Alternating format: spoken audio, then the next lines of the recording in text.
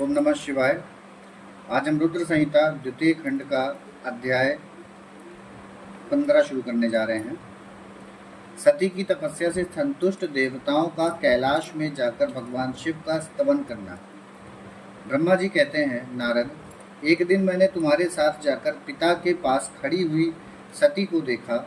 वह तीनों लोकों की सारभूता सुंदरी थी। उसके पिता ने मुझे नमस्कार करके तुम्हारा भी सत्कार किया। यह देख लोक लीला का अनुसरण करने वाली सती ने भक्ति और प्रसन्नता के साथ मुझको और तुमको भी प्रणाम किया। नारद, तदंतर सती की ओर देखते हुए हम और तुम दक्ष के दिए हुए शुभ आसन पर बैठ गए। तत्पश्चात मैंने उस विनयशीला बालिका से कहा, सती, जो केवल तुम्हें ही चाहते हैं और तुम्हारे मन में भी एकमात्र जिनकी ही कामना है, उन्हीं सर्वज्ञ जगदीश्वर महादेव जी को तुम पति रूप में प्राप्त करो।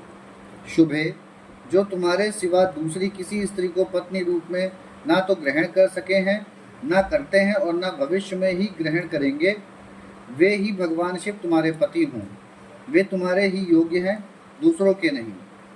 नारद, सती से ऐसा कहकर मैं दक्ष के घर में देर तक ठहरा रहा। फिर उनसे विदा ले मैं और तुम दोनों अपने अपने स्थान को चले आए। मेरी बात को सुनकर दक्ष को बड़ी प्रसन्नता हुई। उनकी सारी मानसिक चिंता दूर हो गई और उन्होंने अपनी पुत्री को परमेश्वरी समझकर गोद में उठा लिया। इस प्रकार कुमारोचित सुंदर लीला विहारों से सुशोभित होती हुई भक्त वत्सला सती, जो स्वेच्छा से मानव रूप धारण करके प्रकट हुई थी, कौमार अवस्था पार कर गईं। बाल्यावस्था बिताकर किंचित युवावस्था को प्राप्त हुई सती अत्यंत तेज एवं शोभा से संपन्न हो संपूर्ण अंगों से मनोहर दिखाई देने लगी। लोकेश दक्ष ने देखा कि सती के शरीर में युवावस्था के लक्षण प्रकट होने लगे हैं। तब उनके मन में यह चिंता हुई कि मैं महादेव जी के साथ इनका विवाह कैसे करूं।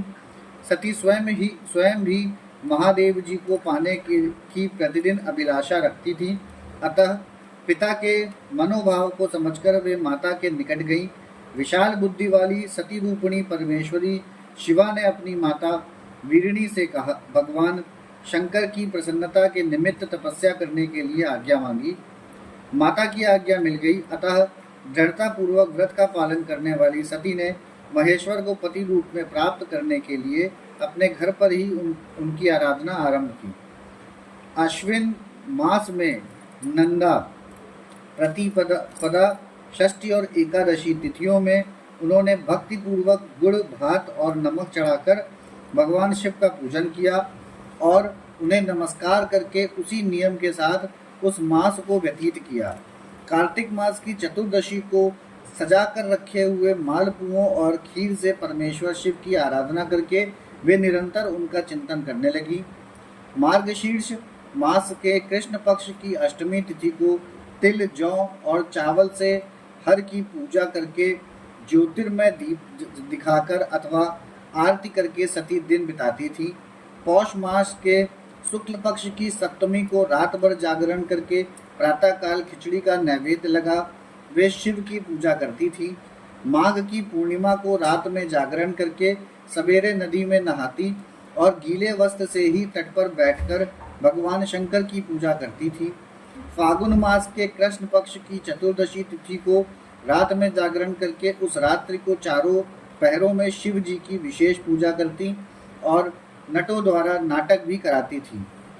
चैत्र मास के शुक्ल पक्ष की चतुर्दशी को वे दिन रात शिव का स्मरण करती हुई समय बिताती और ढाक के फूलों तथा दवनों से भगवान शिव की पूजा करती थी।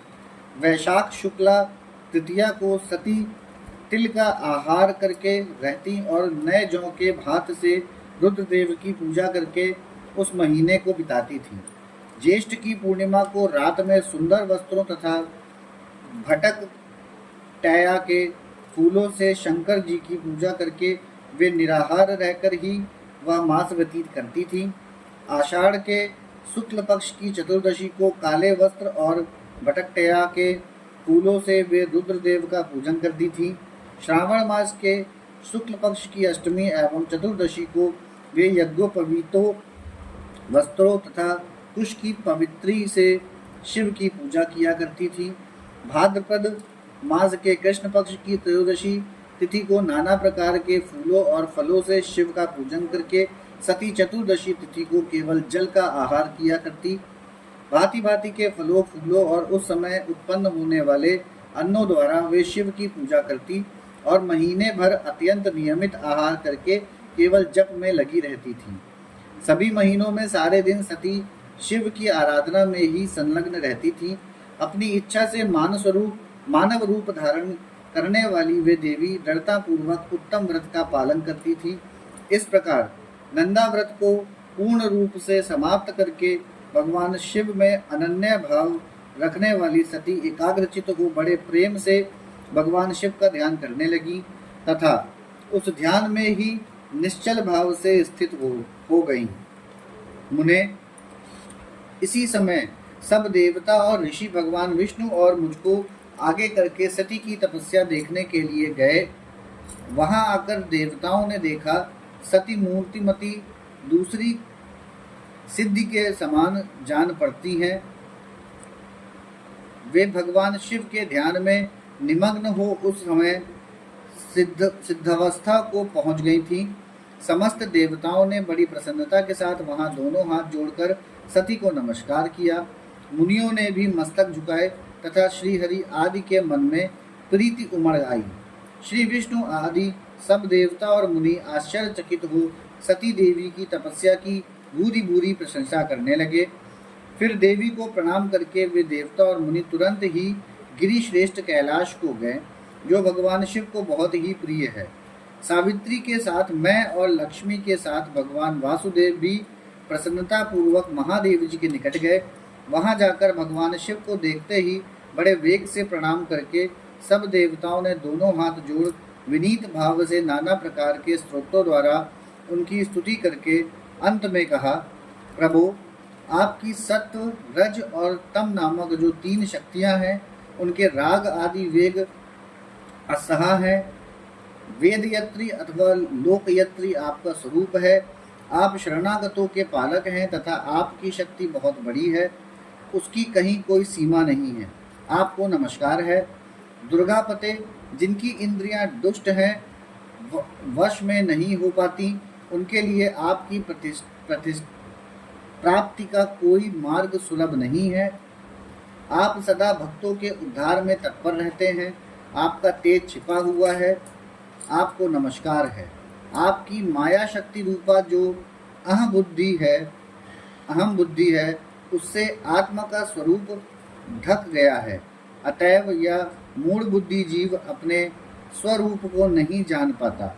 आपकी महिमा का पार पाना अत्यंत कठिन है। हम आप महाप्रभु को मस्तक झुकाते हैं। ब्रह्मा जी कहते हैं, नारद, इस प्रकार महादेव जी की स्तुति करके श्री विष्णु आदि सब देवता उत्तम भक्ति से मस्तक झुकाए प्रभु शिव जी के आगे चुपचाप खड़े हो गए। यहाँ हमारा रुद्र संहिता द्वितीय खंड का अध्याय 15 समाप्त होता है। ओम नमः शिवाय।